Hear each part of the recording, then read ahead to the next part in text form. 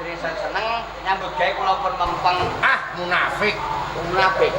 Mempeng nyambut gawe apa mempeng liya-liyane? Ya liya-liyane dan nyambut gawe. Oh, ngono. Liru, boten jujur niki Klendhang. Lah sing jujur piye, Nduk? Niki wau nembe mawon ngitung saweran. Oh, lah ya drijine bias ngene-ngene. Yo ora apa-apa. Kira pakaryan sing becik lan nguntungke rak ngono to, Klendhang. Menawi. Ngaturaken sugeng rawuh, Ger. Monggo-monggo. Panjenengane andut.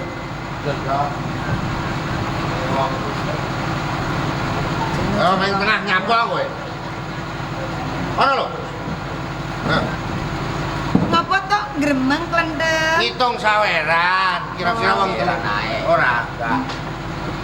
Nggih pun monggo dipun sekecaken kula tak ndamel kopi. Kersake napa teh napa kopi susu? Lah butuhe napa? Toyo pethak. Kang, ayo mlaku wajane didilati. Iya. Ndut. Ndut ya pethak kok wajane didilati. Nggo godhok. Banyu. Wajan nggodhog banyu. Ora ana kualine rusak. Wis. Bener teh apa? Banyu putih lah jenengan saking apa? Pedang jeruk anget-anget. Alah ngile yo ya piye. Ya ini jalan wedan jeruk-jeruke basa.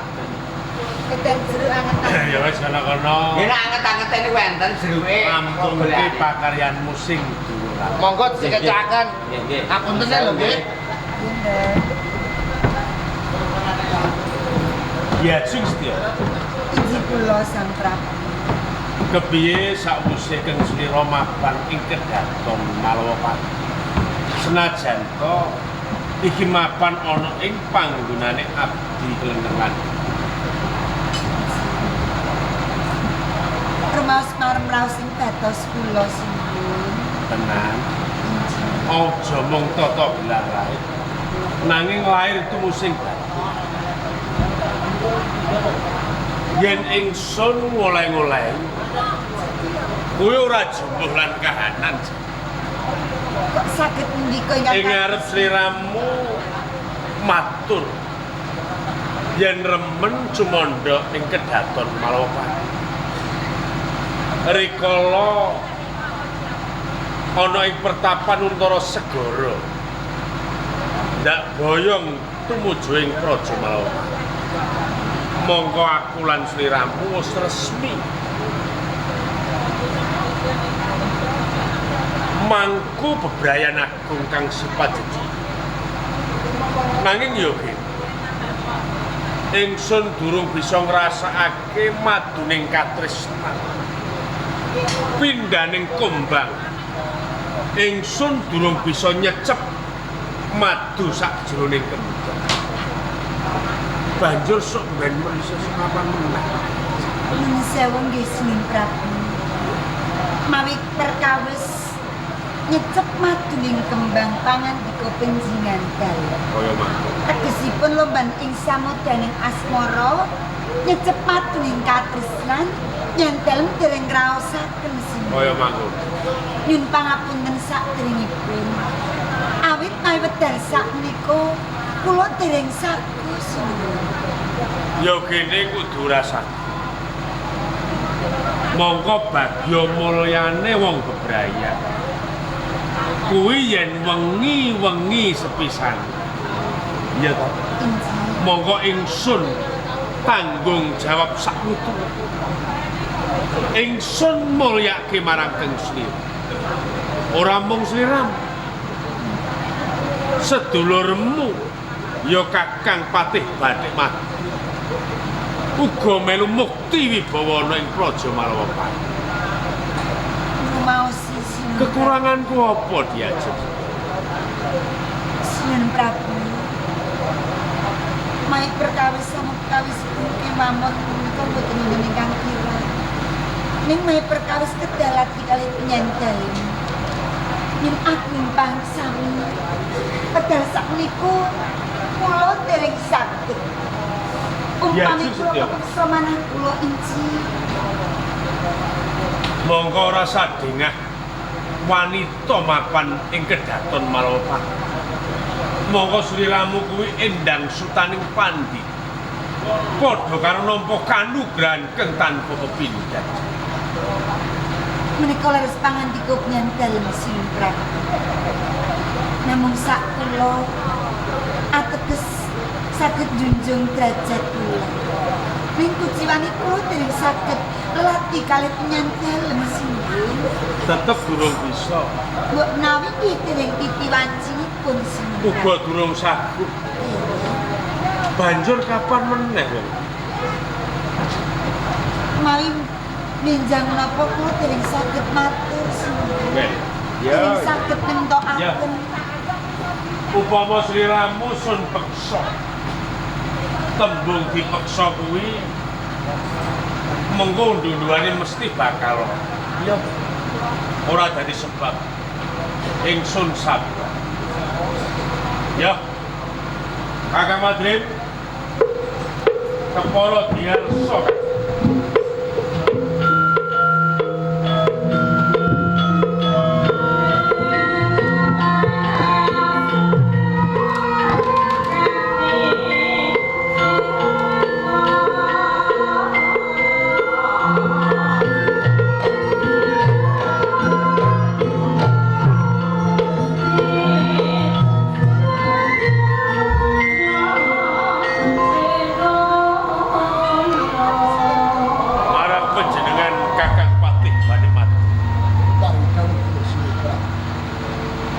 Ngantos kula ngrawuhaken Kakang Patih badhe Madrim jalaran wonten wigatos lan bebrayan kula sambung diajeng Endang Setyawati. Boten wonten ingkang kula sambati kejawi namung panjenengan. Kakang Madrim katuran priksa wiwit Setyawati kula boyong saking Untara Segara mapan ing Kedaton Malopati. Kawilang kula temanten anyar nanging dereng nate kula caket lan Endang Setyawati.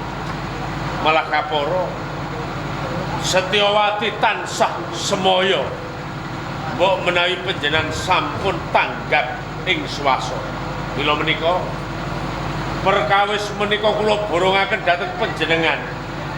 Sawetawis kula badhe nilaraken Praja Malopati, kula badhe pados panglipuring galih. Sampun, Kang.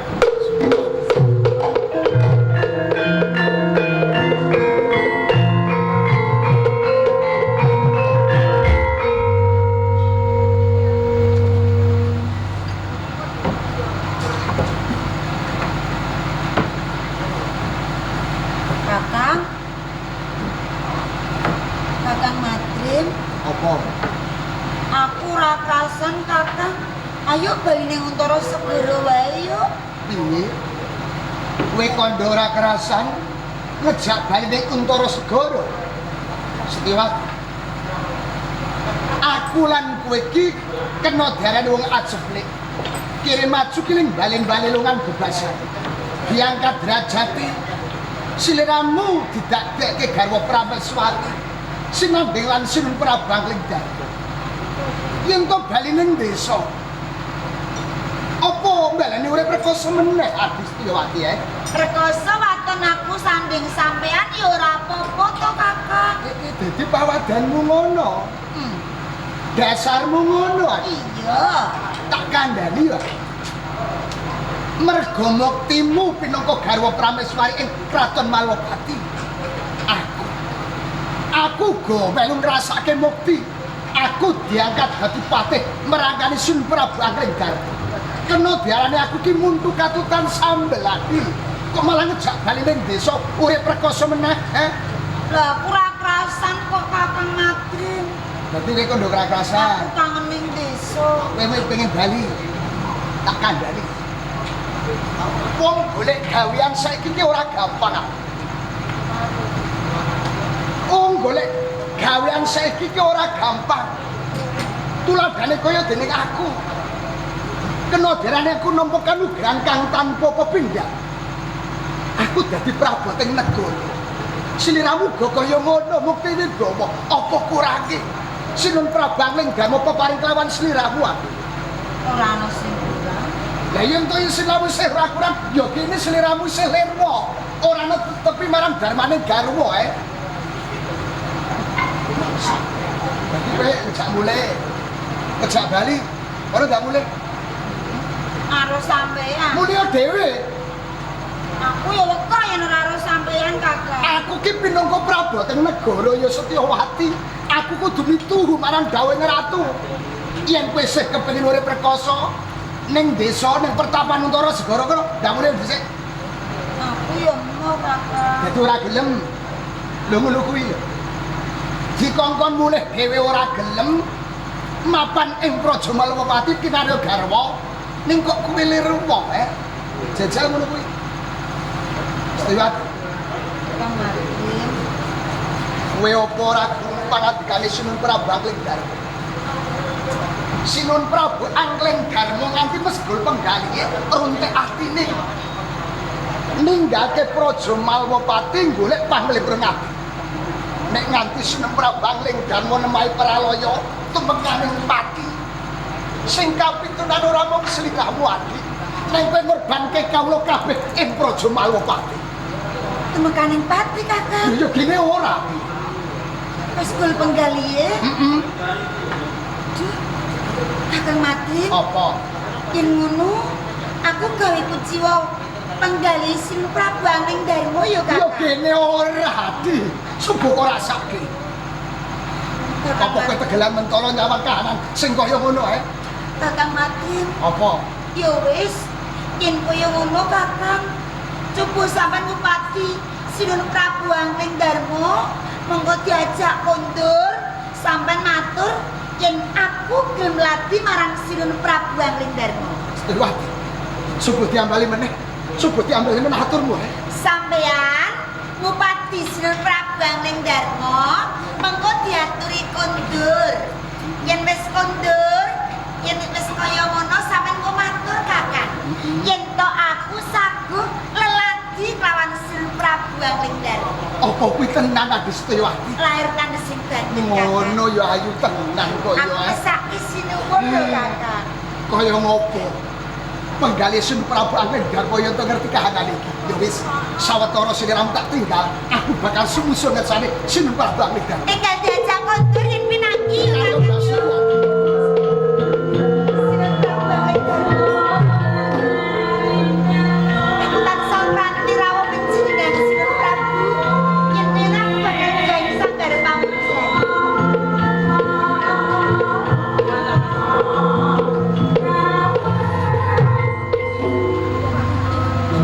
Ning atiku rasane wae karo Kakang Bawu. Bisa kapan bisa ketemu tamung rasa kami ora iso anggen-anggen Kakang Bawu. Kowe sampeyan iki bisa ngrasake apa sing tak bisa. Apa sampeyan iki wis kula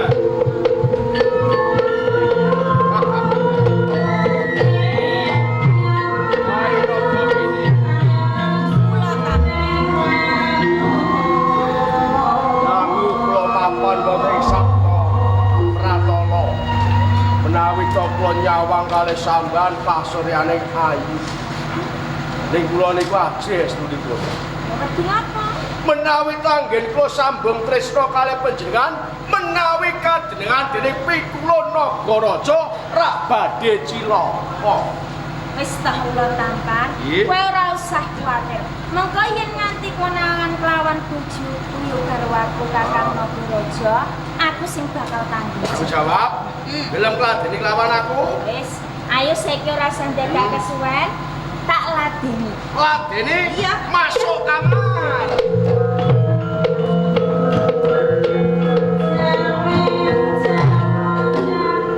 Belum. Kae tampar kalau gini. Well. Peranganing Jawata. Map papan ing kayangan Salindra Bawana ngepasi ana ing Taman Batu. Kowe padha karo ngias marang rasa. Tur meneh kula tampar. Cetha yen Bathari Naga gini kae garwane gurumu ya Sang Pikulun Bathara Nagara. Nanging yogi kok wani-wanine kowe Carmas Mara lan Bathari Naga. Ateges kowe murid kengarap duh darbing. Ya kepeksa kowe bakal tak pisahake ulata. Krana aku rakas tu nyawang lekas.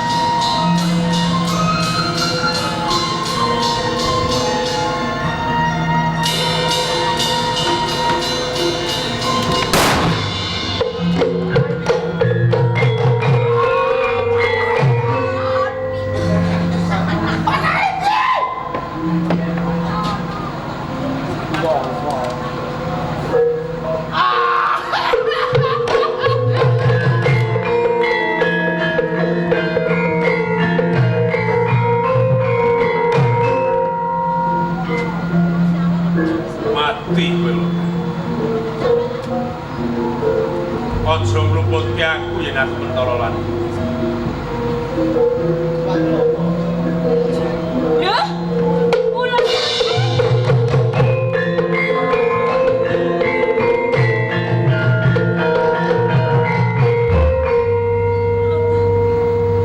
Rasa gede tresnaku. Ini apa kowe tega nglawan aku ta? Lho. Prabu Angkleng Darma. Sang Bathari Naga. Yen kaya ngono, sing mateni kelawan katresnanku ora lho ya mung kowe. Ora tak selaki aku kang mateni kekasihmu Lata. Kene apa kowe tegelan mentala kelawan katresnanku, Prabu? Jalaran kowe ora sak patrape peranganing Bathari. Krana sampeyan wis winengku dening Kakang Pikulun. Prabu Angkleng Darma. Iki ngono ora dadi perkaramu. Ning perkaraku lan garwaku. Aja cengengesan kowe Angkleng Darma. Aku ora cengengesan.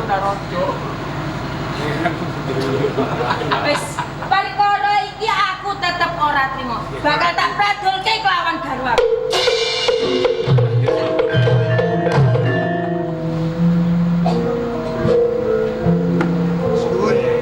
Sinuwun, ingkang suwun. Kakang Pati.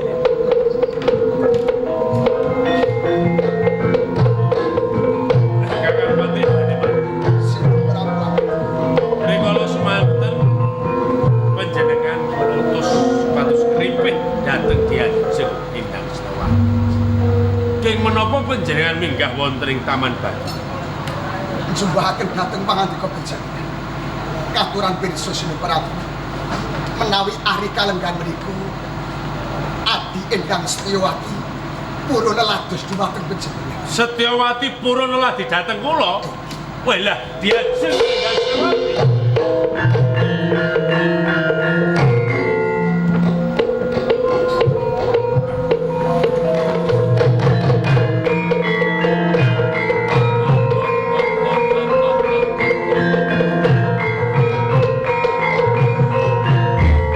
Kakang Pikulun Yai Prabu Angkleng Darma. kedahipun panjenengan mejahi dumateng kenging menapa rikala panjenengan nggaglak dumateng raga kula satemah panjenengan lebih wonten ing Banta. Bareng kowe tak untak satemah kowe tak lepeh. Tenane sing luput dudu Yai Prabu Angkleng Darma, nanging sing salah kuwi karo aku naga kini. Yai Prabu, dheweke ora dolan aku.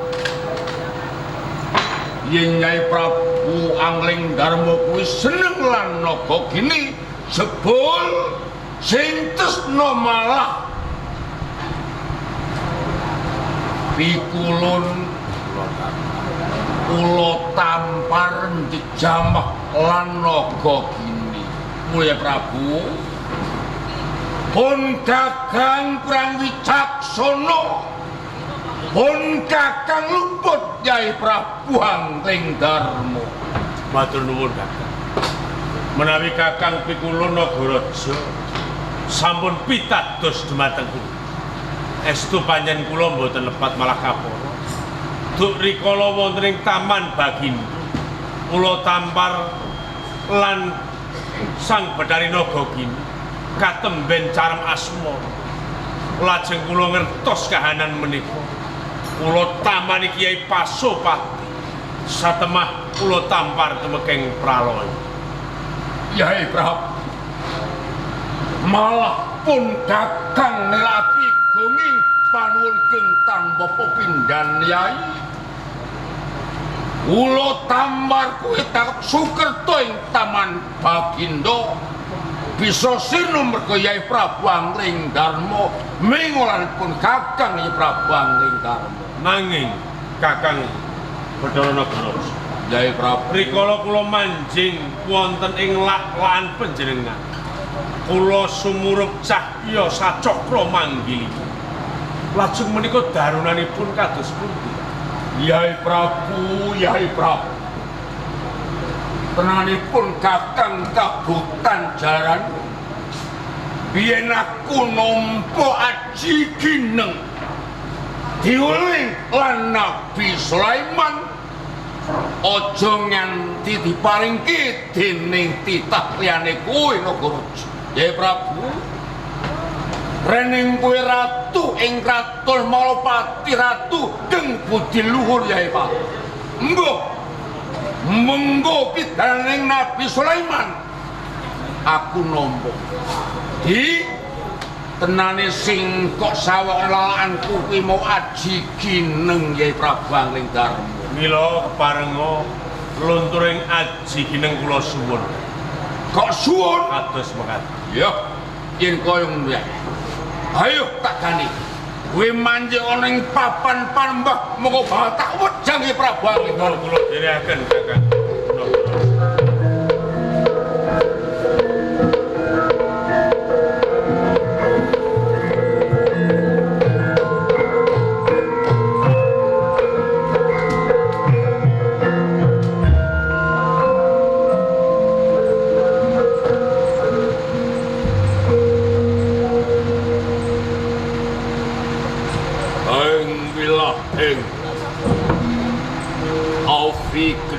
Mas tubuh bawonolan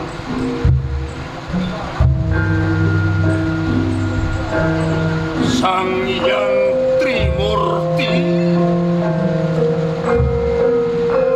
ing koso hanyipta badan wadak keng dumadya Antala Maruta Tirtolan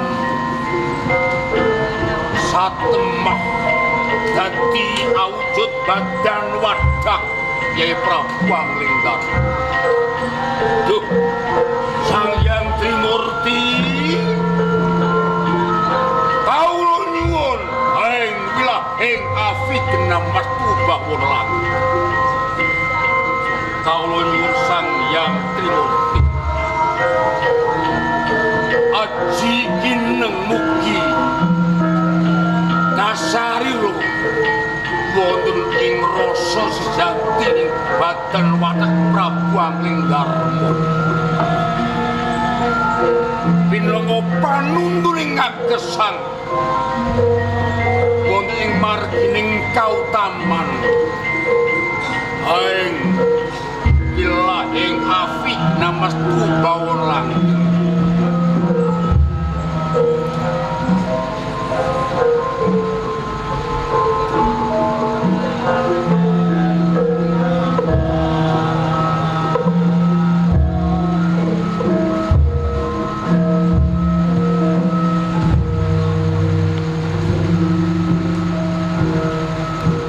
Yai Prabu Kakang Pikulun Nagaraja matur nuwun sanget kanthi lila legawa Kakang pikulun nglunturaken aji mila saking menika aji ning badhe kula reksa kados kula ngreksa julan matur nuwun Yai Prabu Amita.